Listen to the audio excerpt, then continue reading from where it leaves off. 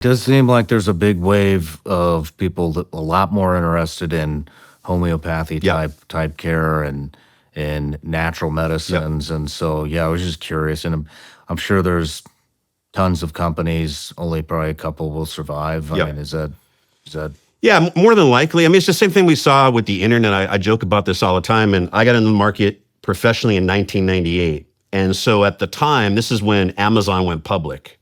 And there was also, which is still around, just not as big as it used to be, was Barnes and Noble, right?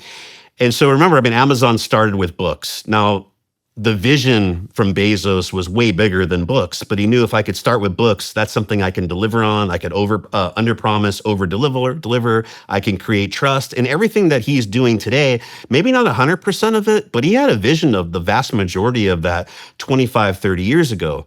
Wall Street didn't quite get that. And so we literally used to argue with other analysts about should you buy Amazon or Barnes and Noble? People didn't quite get it. And that was kind of the thing, right? And Google, for example, just came out during that time.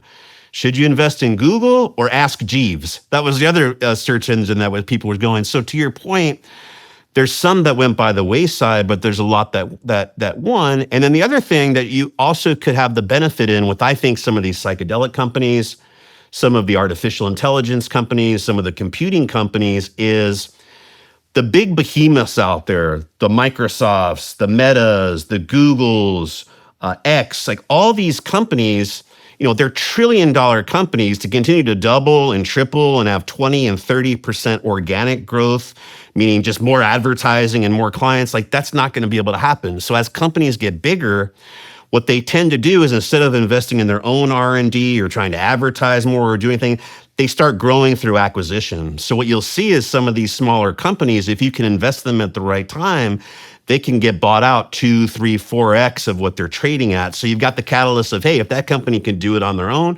great.